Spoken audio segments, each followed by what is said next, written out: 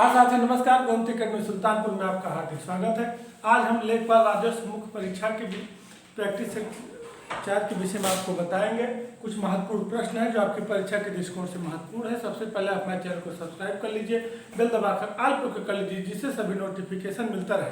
देखिए, समय किसी का इंतजार नहीं करता है, आपको समय का सदुपयोग करना है। 19 जून एकदम पास है। लेखपाल बनने का जो सपना था एकदम सटीक रूप से आ गया है, लेकिन आप लगे रहिए। जो चारों पार्ट हैं, समान हिंदी का हो, गणित का हो, जीएस का हो, ग्राम विकास का हो, आप सब पर बराबर हमारा जो रणनीतिक वीडियो उसको आप समझ लीजिए कि कैसे हम कम समय में और चारों पार्ट का क्रमबद्ध तरीके से तैयारी करके अपना सफलता प्राप्त करें। मुख्य रूप से आप समझिए कि जो चारों पार्ट हैं सबको हमको पूरा पढ़ना है। जितना आपका 6 घंटे, 8 घंटे, 10 घंटे या जो भी 4 ही घंटे का समय है, तो 1-1 घंटे आपको चारों पार्ट पढ़ने हैं। अगर डेली पढ़ते रहेंगे, हर जगह से अच्छा करेंगे, तभी आपका काम बन पाएगा।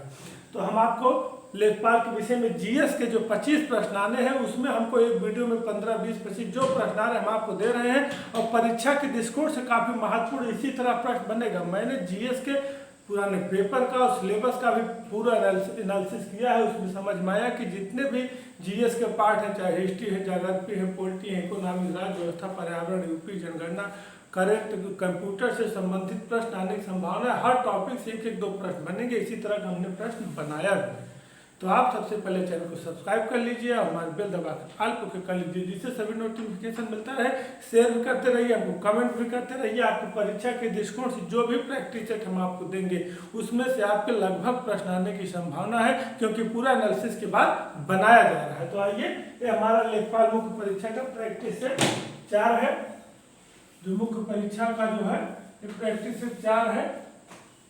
इसमें हम आपको 13 प्रश्न दे रहे हैं। लगभग 15-16 प्रश्न का काम करेगा। इसमें कुछ अच्छे प्रश्न भी हैं, करंट का भी अच्छा प्रश्न है। तो आइए हम देखते हैं। इंपॉर्टेंट प्रश्न है, देखिए करंट के आपका प्रश्न है और काफी इंपॉर्टेंट प्रश्न है। भारत पाकिस्तान अस्थायी सिंधु आयोग की वार्षिक बैठक 2022 कहाँ संपन्न हुई? कि भारत पाकिस्तान की वार्षिक बैठक किस विषय पे अस्थायी सिंधु आयोग की कहाँ संपन्न हुई? तो इस्लामाबाद, पाकिस्तान। अगर विकल्प में पाकिस्तान, अमेरिका, जापान या भारत है पाकिस्तान, या शहर दे दिया इस्लामाबाद या अन्य किसी देश का शहर, या पाकिस्तान के ही 4 शहर दे दिया, तो आप इस्लामाबाद लगाइएगा। मुख्य रूप से प्रश्न को आप समझते चलिए कि भारत पाकिस्तान अस्थायी सिंधु आयोग की वार्षिक बैठक 2022 कहाँ संपन्न हुई? भारत सिंधु आयोग की वार्षिक बैठक 2022 कहाँ? इस्लामाबाद में। WHO विश्व स्वास्थ्य संगठन का global centre for traditional medicine की स्थापना का निर्णय कहाँ लिया गया है? किसका? WHO विश्व स्वास्थ्य संगठन का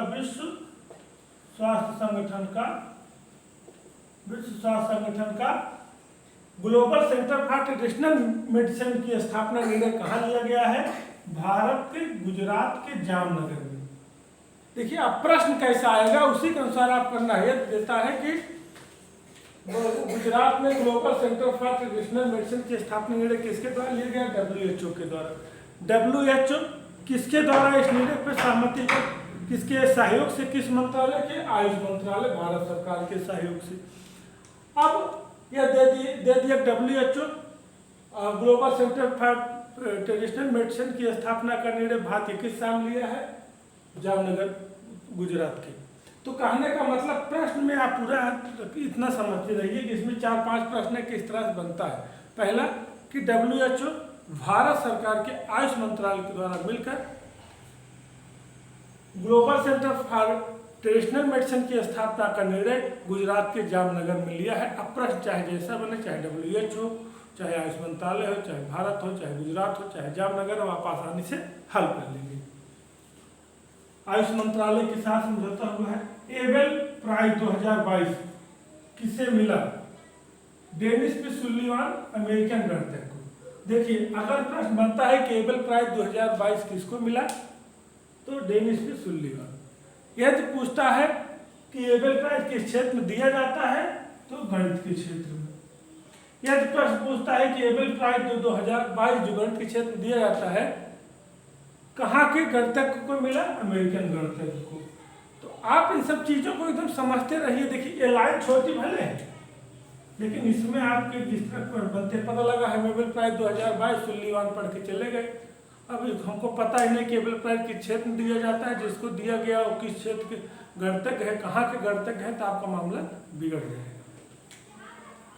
आते हिस्ट्री पर, ख्वाजा मोइनुद्दीन चिश्ती किसके शिष्य थे? ख्वाजा उस्मान हारूनी की। बहुत इंपॉर्टेंट प्रश्न है, चिश्तियों से भक्ति आंदोलन से प्रश्न बनने की पूरी संभावना रहती है। तो ख्वाजा मोइनुद्दीन चिश्ती किसके शिष्य थे? ख्वाजा उस्मान हारूनी की। औरंगजेब ने किसको साहिबातुल जमानी की उपाधि प्रदान किया था? जहांआरा को।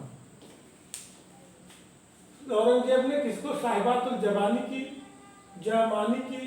उपाधि प्रदान की? जहांआरा। ये इनकी बहन थी, इनको इन्होंने साहिबातुल जमानी के इंपॉर्टेंट प्रश्न है और पूछे जाते हैं कि औरंगजेब द्वारा किसको साहिबातुल जमानी की उपाधि दी गई थी? जहांआरा को। नाम याद कर लीजिए, क्योंकि विकल्प रोशन आरा, जहांआरा, गंवारा इसी तरह दिन की बहनें हैं, उसी में से जहांआरा को दिए थे। लेकिन विकल्प जो आपको फंसेगा एकदम कंफ्यूज कराने वाला कि जहांआरा, रोशन आरा, जौहर आरा, इस तरह से विकल्प मिलेगा कि चीज सब आरा देख के आप कंफ्यूज हो जाएंगे। तो एकदम जहांआरा एकदम सेट हो जाना चाहिए। दक्षिण भारत की नदियां प्रमुख रूप से कौन सा अपवाह तंत्र बनाती है, मतलब कौन सा बेसिन बनाती हैं? बेसिन मतलब उनका जो बहाव होता है वो कौन सा तंत्र होता है? तो आप समझ लीजिए कि वृक्षानुमा होता है। जो जैसे वृक्ष की जड़ होती है उसी तरह से इनका बनता है वृक्षानुमा। जैसे वृक्ष की जड़ होती है इसी तरह इनका सिस्टम बना हुआ है। तो इसको याद कर लीजिए, पूछा भी पुराने पेपर में गया भी है पीसीएस के, और लेखपाल की परीक्षा से काफी महत्वपूर्ण है। भारत का सबसे बड़ा संघराज्य क्या है? दिल्ली। आप जान रहे हैं, नहीं जान रहे सेट कर लीजिए कि हमारे संघराज्य दिल्ली जो है सबसे बड़ा संघीय क्षेत्र है। जनगणना का प्रश्न है, 2011 की जनगणना के अनुसार उच्चतम लिंगानुपात कहाँ का है? तो प्रश्न आ जाएगा केरल का, कि 2011 की जनगणना के अनुसार उच्चतम लिंगानुपात किसका है? केरल का। लेकिन इस टाइम जो ट्रेंड चल रहा है, केरल विकल्प नहीं देगा, तमिलनाडु दे देगा। तमिलनाडु नहीं देगा तो आंध्र प्रदेश। आपको केरल, तमिलनाडु, आंध्र प्रदेश तीनों आप याद रखिए। यदि पूछता है 2011 की जनगणना के अनुसार उत्तम लिंगानुपात किसका है, आप केरल लगाइए, केरल विकल्प नहीं तमिलनाडु लगाइए, तमिलनाडु नहीं विकल्प आंध्र प्रदेश लगाइए। जोड़ा लगाने देगा तो आपका क्रम पता ही रहेगा। अगला, संविधान सभा के संवैधानिक सलाहकार थे बी.एन. राव। संविधान सभा के संवैधानिक सलाहकार कौन थे? बी.एन. राव। ग्राम पंचायत का गठन किस अनुच्छेद में? अनुच्छेद 40। देखिए लेखपाल का मामला है और लेखपाल का संबंध सीधे ग्राम सभाओं से होता है। एक एक ग्राम सभा के लिए एक एक लेखपाल होते हैं। किसी के पास दो तीन ग्राम सभाओं का भी चार्ज होता है। इनकेस यदि वहाँ लेखपाल नहीं है तो ग्राम सभा का विकास का लगभग जिम्मेदारी लेखपाल, ग्राम विकास सचिव, ग्राम प्रधान, यही तीनों कड़ी हैं ग्राम विकास के। हमारे ग्राम प्रधान, सेक्रेटरी जिनको सचिव बोलते हैं, और फिर लेखपाल।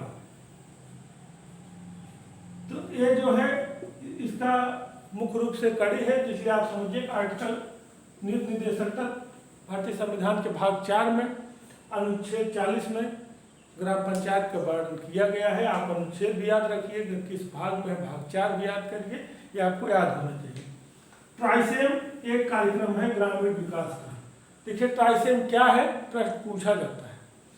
किसका कार्यक्रम है? ग्रामीण विकास का, शहरी विकास का, अर्ध शहरी विकास का, इस तरह प्रश्न आता है। आप स्पष्ट रूप से समझिए कि ट्राइसेम किसका है। ट्राइसेम किसका ऐसे करके देता है। ट्राइसेम किसका है? एक ग्रामीण विकास का। इसकी स्थापना 1979 में एकीकृत ग्रामीण विकास कार्यक्रम के तहत की गई थी। किसके तहत? एकीकृत ग्रामीण विकास कार्यक्रम के तहत 1979 में इसकी स्थापना की गई थी। और 1999 में स्वर्ण जयंती रोजगार योजना के तहत इसका विलय कर दिया गया। यदि ट्राइसेम की स्थापना पूछता है तो आप 1979 किस कार्यक्रम के रूप में है? ग्रामीण विकास के कार्यक्रम के रूप में है। और इसका विलय किस में कर दिया गया? स्वर्ण जयंती ग्रामीण स्वरोजगार योजना के अंतर्गत इसका विलय कर दिया गया है।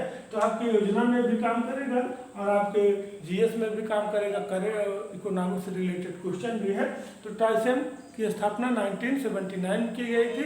यह ग्रामीण विकास से संबंधित कार्यक्रम है और इसका 1999 में स्वर्ण जयंती ग्रामीण विकास योजना के अंतर्गत इसका विलय कर दिया गया था। बायोटेक्नोलॉजी पार्क कहाँ है? लखनऊ में। एक संस्थान से संबंधित प्रश्न आने की संभावना है। हम अपने में हर प्रैक्टिस सेट में एक एक संस्थान जो इम्पोर्टेंट दे रहे हैं इंस्टीट्यूट के विषय में। Biotechnology park Lucknow. Ozone biosphere को बचाती है अल्ट्रावायलेट किरण। जो हमारा लेयर है, भौगोलिक दृष्टिकोण से आप देखेंगे जो हमारा लेयर है उसमें जो ओजोन परत है वो किससे हमें बचाती है? जो अल्ट्रावायलेट किरण आती है जो हमारे त्वचा कैंसर आपके लिए बहुत नुकसानदेह है, उसके लिए हमको एक लाभ प्रदान करती है। तो अगर प्रश्न बनता है कि अल्ट्रावायलेट किरण से हमारी रक्षा कौन करता है? ओजोन परत। या ओजोन परत किसे बचाती है? अल्ट्रावायलेट किरण से। अल्ट्रावायलेट किरण से हमारा कौन सा अंग प्रभावित होता है? त्वचा। क्या होता है? त्वचा कैंसर। तो इस तरह के हमने जो आपको प्रश्न दिए हैं, कैसे भी उसमें घुमाएगा आप आसानी से पकड़ लेंगे। आप लगे रहिए एकदम क्रमबद्ध तरीके से, चारों पार्ट पर पूरी मेहनत करते रहिए और एकदम सटीक रूप से एकदम पूरे कॉन्फिडेंस के साथ एकदम लगे रहिए। 19 जून आपका होगा। शुभकामनाओं के साथ जय हिंद। और अगला प्रैक्टिस सेट हम आपको जल्दी उपलब्ध कराएंगे। जय हिंद, जय भारत।